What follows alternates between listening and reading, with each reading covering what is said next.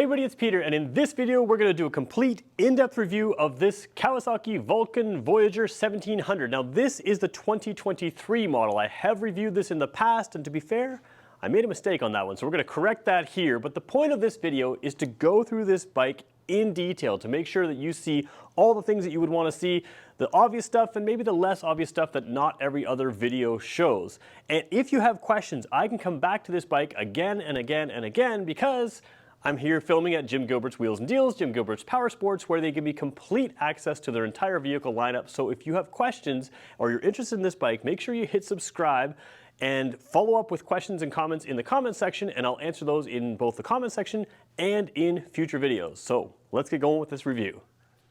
So when I start my reviews, I usually point out my biases at some point. If there's a bike that I absolutely love, I let you know right off the bat. And this is a bike that it's just not a style that I would buy. It's just, I'm not a big cruiser guy. However, since being here, researching this, doing videos on it in the past and doing videos now, I've really come to appreciate what this bike is, who it's for, and what it's all about. And what I like about it is not a modern bike on purpose. So things like the Honda Goldwing, if you want your Apple CarPlay in the display, if that's what a motorcycle is to you, this isn't that. This appeals to a whole different crowd. This is going to be more of that classic cruiser style, classic cruiser feel. You've got some nice sort of gauges that give you that sort of old-timey kind of feeling.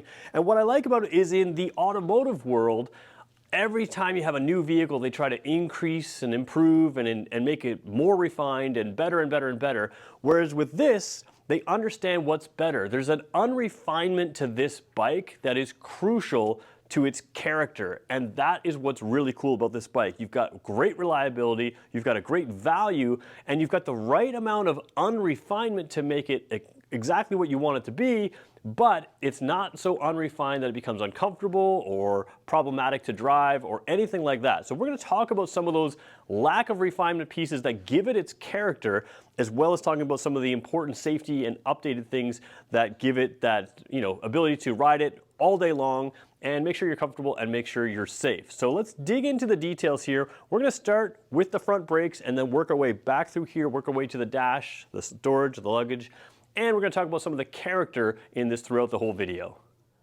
So taking a look at the front wheel here, you've got typical cruiser stuff. 16-inch wheels, not 17s like a super sport bike or something like that, but you of course have a lot of sidewall here. That's going to contribute to some of the ride of this as well.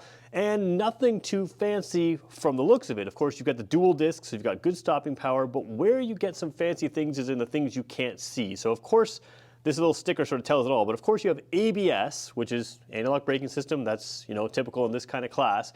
But this K-ACT system is actually a really interesting system where, most of this bike is classic, but this is a pretty advanced system. So on bikes over 300 kilograms or about 661 pounds, that's what this system is designed for. And essentially it's a linked braking system that monitors your speed and can link the brakes front and rear. So where it becomes a big advantage is if you hit that, grab a whole bunch of front brake lever, it will balance the brakes front and rear, so it can link front and rear brakes. It will, apply some rear brakes. Same thing if you use that brake, the foot pedal brake, with your right foot, and you give maybe a little too much there, it will also balance. So it is speed related, it can tell what's going on, but the whole idea is on these larger bikes, you want to make sure that everything's kind of kept in control, kept in place, so it can link the brakes at any point, and it will. But really where you have that advantage is in the harder braking, that emergency braking. You've got that real balanced braking, so it's not pitching too far forward. It's not, locking up rear wheels and that kind of thing. So between the ABS and the ability to have those linked brakes, you really have a confidence-inspiring braking system designed for these bigger, heavier bikes. So braking is one piece of the balance and control, and suspension is a really big other piece here. Now, I can't really get the camera to view this correctly, and this is where I made an error in my last video about this bike, and it's really no excuse. I just didn't read the owner's manual. There is an air adjustable suspension here, so there's a little Schrader valve right there where you can adjust the suspension. Now, I mentioned that you could go to a gas pump, just sort of flippantly. Do not go to the gas pump. Go to get a low pressure pump here, and you can put air back in here. Now, the reason you'd want to do that is if you're loading this bike down, lots of luggage, passengers' weight, everything else back here, you can restore that sort of ride height and restore that suspension performance whether you've got a whole bunch of weight back here or very little weight back here. So it's just a really nice feature. Both shocks on either side have a little nozzle there. You can get a low pressure pump add some pressure to that, and make sure you've got the suspension performing as it should and as it would, whether it's empty or full. So really nice feature to have right there. And again, like I said, I'll cover up that mistake in the last video. Do not use the gas hose pump or gas station air valve. Just use that low pressure air pump. Now, since we're back here, let's take a look at some of the luggage back here, which is really one of the main reasons you're buying a bike like this. So talking about luggage, luggage should be simple on a bike like this, and really that's what this is. It's got some nice features in here. You've got good storage and a lot of length in here. So, you know, fitting something like my tripod in here quite easily fits. So a lot of space here. There's no real compromises around the bike or anything. It just comes in a little bit around the suspension type area, but nice wide spaces, and they open from the top, not from the side. So you don't have anything falling out the side. You know, typical stuff. You've got the double latch system here there, so it's a really secure close. You know, works very, very well, fits what you need. And of course, there's the top case as well, so let's take a look at that right now. Again, simplicity is the key here. There's nothing too fancy about this. One thing I will note is that this antenna is a little bit adjustable. I like leaning it just a hair back for styling, but it also clears this case as it pops up. Now, of course, you can lock that right here. It does move the passenger backrest, so you're probably not going to want to have your passenger sitting there when you open this up. But if you open that up, it'll clear that antenna like that, and you have simple space here. So again, that's what you're looking for. Nothing too complicated, nice and simple. You've got the solid clasp here. You do have a gasket running along here, along with the design of the top going over the bottom. Should have good water resistance in here as well, or waterproofness. You know, I think it would be pretty solid for any kind of trip you'd want to take. And again, flat and open, you know, simple to use. Of course, it leans like this, has this extra wire to catch the top, and it leans this way. So as the bike is leaning on the side stand, everything that could fall out is going to fall towards your top here. So, you know, simple design, nothing fancy, and that's really what you want. Something that's simple, works, open design, and there you go. It works very well. So we'll stay with the back of the bike here. Obviously, it's on its side stand there. You can see some of those pipes on the bottom here. Nice styling, but let's focus on the lights for a second. So as we turn the bike to the on position, I really like that you've got the standard kind of brake light down here, tail light, but then you also have these cool lights across here. Now, the way they film isn't exactly the way they look, but you get the idea that this whole area lights up. And when I say the way they look, on film, you see exactly the sort of the dots in there. You see a little more of a diffused look in person, but it's a really impressive look. It looks nice and modern, but you still have the classic turn signals. So you don't have the LED turn signals. It's kind of the glowing on, glowing off, which to me fits the overall feel of this bike. Not super modern, not super fancy, you know, gives it that character. But for safety's sake, having a lot of rear light is really good, but LED lights are instant on and instant off. So when I tap the brake lever there, you've got a whole lot of braking power and a whole lot of brightness there. So you're very visible, which I think is really important. You could be traveling on a bike like this in poor weather, you know, if you're traveling across the country or doing a vacation or something like that. You can't always plan for perfect weather like you would in, you know, a bike that zips around town. So having those really bright lights and the entire rear end of this thing lighting up, I think is a really nice safety feature as well. So really nice modern look here, really, you know, well done to go along with sort of all the classic lines, the classic pipes and that kind of thing. So now let's talk about the real heart of this bike, what makes it special, and this is where we talk about that whole refinement versus unrefinement type thing. Now, you have some nice just overall coverage right here. We're going to work our way to the engine here, but let's just talk about where we are first. You've got some bodywork down here that covers. Something like the Vulcan Vaquero doesn't have this lower bodywork, and this will keep the wind off of you, but what's cool is it sounds like it's braking on camera, but it's actually not too bad in person. There's a little lever here, and you have 4 little levers there that can allow this venting to fully open up, allow cool air to come across your feet, or you can close it down and stay a little warmer with no air coming through there. So kind of nice to have that. You've got the crash bars here that come outside. One of the things I like here is these foot pads are rubber mounted, but they sort of are floating foot pads. So that's going to deal with vibration. And when we talk about the heart of this, the engine, remember we started off the video, we talked about not overly refined, intentionally unrefined in some ways, and that's what a big V-twin is. It's designed to give you a little bit of a shake, to sort of have that feeling of that motor underneath you. This is not an inline 4-cylinder, which is, you know, smoothing out. This is designed to give you that feel, but you want that sort of shake, you want that sort of the movement there without the vibration. So you've got the ability to, dampen the vibrations in the foot pegs there, but still have a feeling of a true V-twin, that, that rumble that you want. So again, rumble, yes, vibrations, no, really well designed. So this V-twin, the 1700cc, big engine, does not have to rev hard to work. And then you've got a 6-speed transmission on this. The top 2 gears are overdrive gears, so you can really bring those revs down on the highway. First through fourth is really your acceleration gears to sort of drive in.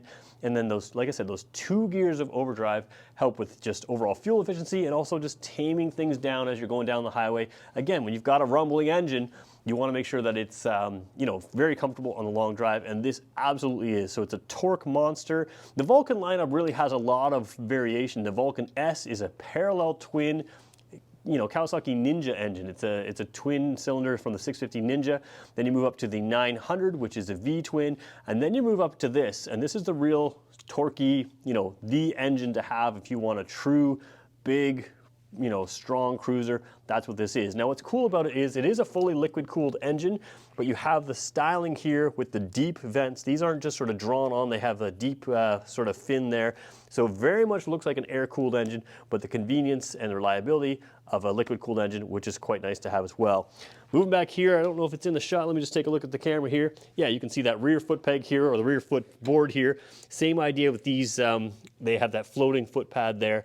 So you've got that real ability there to have the vibrations damped, but not to have to deal, you still have that feeling of you're on a true classic motorcycle. So before we get to the controls, let me show you what it's like to sit across this bike. Now, one thing I didn't show on this side is there's a heel toe shifter, of course. That's kind of standard stuff.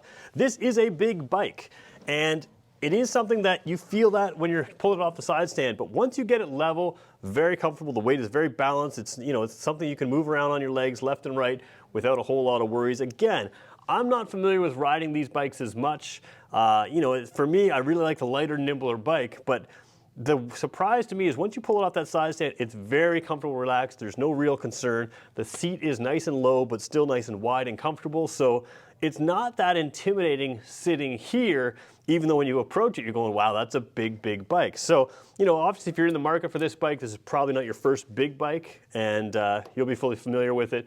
But it is quite comfortable, and while I wouldn't call it nimble, it's lighter than it might feel in that upright position. So, show you the overall seating position here. You're gonna keep my left foot down on the ground there, and quite comfortable seating position. This one, of course, unlike the Vulcan Vaquero, you have the full windshield up here, so that is, forehead height at least or so.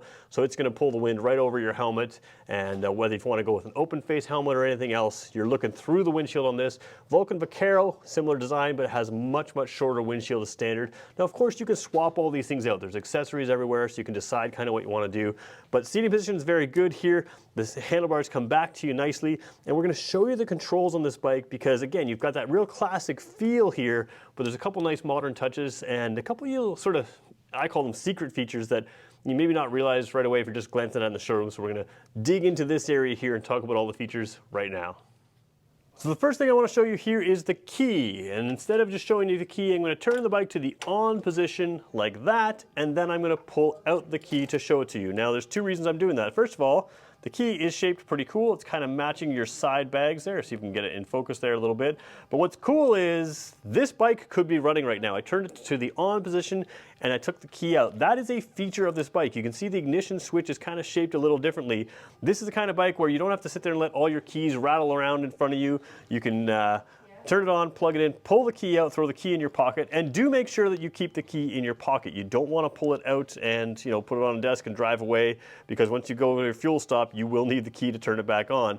But being able to pull that key out allows you to have that sort of clean look there, no rattles, no nothing. And when you want to turn the bike off, you have a design here where you can just do that as well. So pretty cool design like that. Let's go on and show you the rest of the controls now. So once the bike is on, again, this is not an Apple CarPlay kind of advanced automotive display. This is really what you want in a classic motorcycle, but there's good information here. So fuel gauge over here, speedometer, tachometer, and temperature gauge there. There's a digital information display, which we'll get to in a second here. We'll try to show you some of that information and get a different angle there. And then down below is your audio system here. So we can turn it on and the Kawasaki area disappears. Right now it's set to auxiliary, so we can change that to different modes. We've got FM there, we've got AM there, we've got the weather band over here, and there's lots of other stuff as well in here. The ability to set up a communication system in here. So just off camera down here, there's a little hatch there with some wiring in there, which you can hook up various components for, whether it's communications, cell phone connectivity, all that kind of stuff. It's all pre-wired and set up, ready to go. If you turn this system off, it just reads Kawasaki like that. And then again, that display in the center, which I'll try to get a better angle. Actually, we'll just sort of freehand some of that angle here for a second to show you what's in that dash. And then we'll go over some of the controls on this motorcycle. All right, I've decided to kind of freehand this a little bit. I've got a little steady camera mount here. It'll hopefully be clear enough. So again, we'll turn the back on here and let's talk about this display here. Now, as we turn it on there, let's just turn it off one more time. I want you to look at the left side right here, because as it comes to life, you'll get a really good view of what you're going to see while you're actually riding this bike. So turn it back to the on position. There is your gears. First, neutral, 2, 3, 4, 5, and then OD up top, overdrive. So really 5th gear and 6th gear are overdrive, but you know that 6th gear is much more of an overdrive. And you've got some good information in here. So let's just sort of cycle through some of that right here.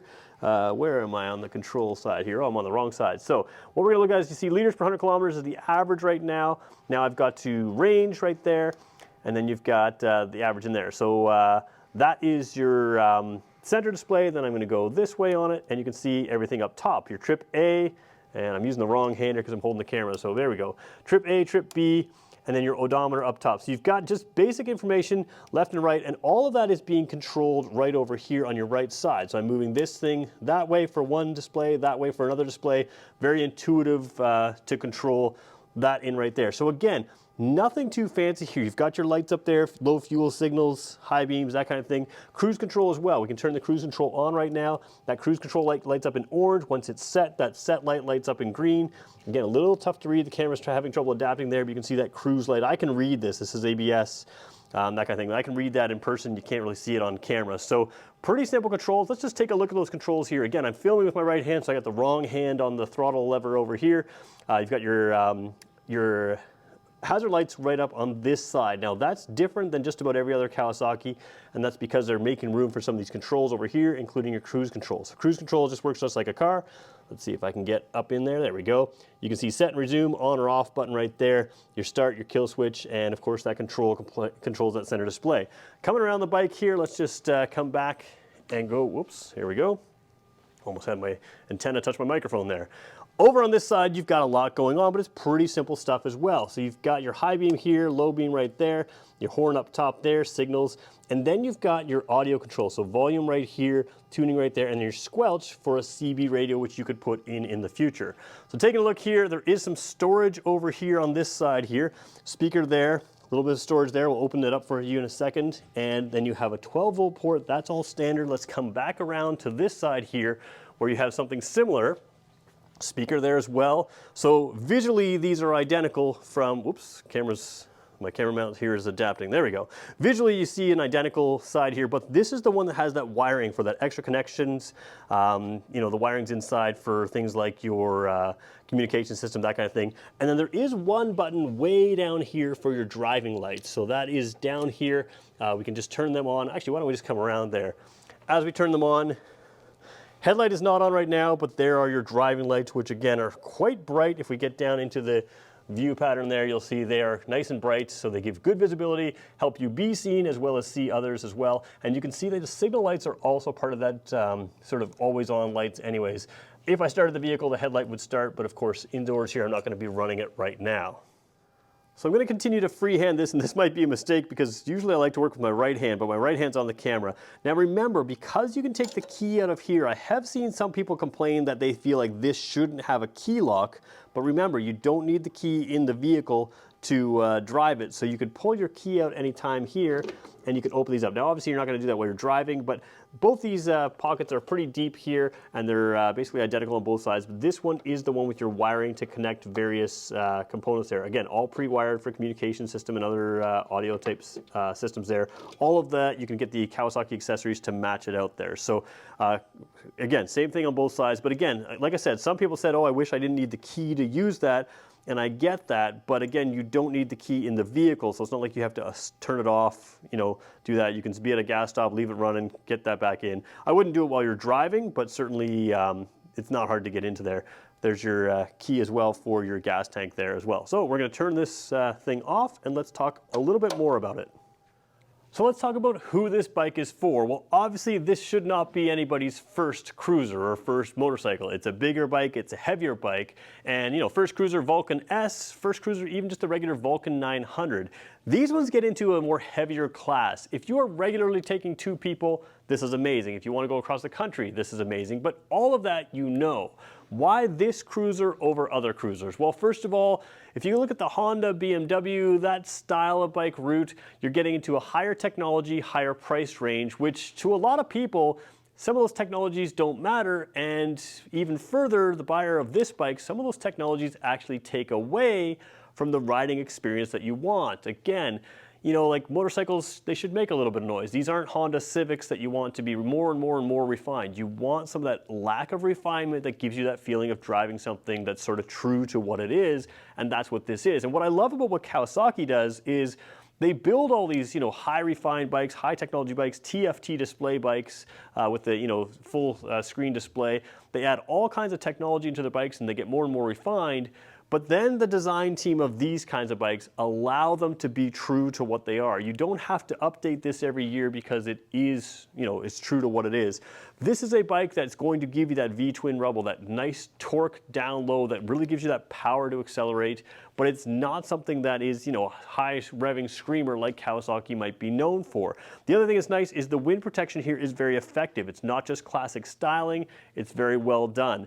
This is a bike that's easy to ride a long, long time, but still gives you that true character. If that's what you're looking for, it's that, and it's a really good value. Compared to other more classic type cruisers, you can get a new bike with warranty compared to buying a used bike that who knows what's been done to it, who knows how many times the oil's been changed, that kind of thing. And that's a real thing here. There's a real value equation to this bike as well. You've got the style, you've got the feel, but you can get it in a brand new bike as well.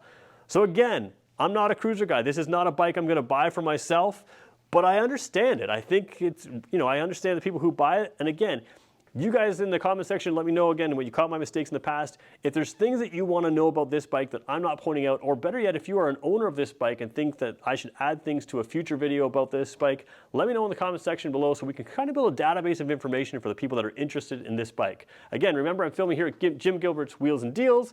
I can come back to this bike again and again to make sure we get all your questions answered on future videos. So make sure if you're interested in this bike, you hit subscribe.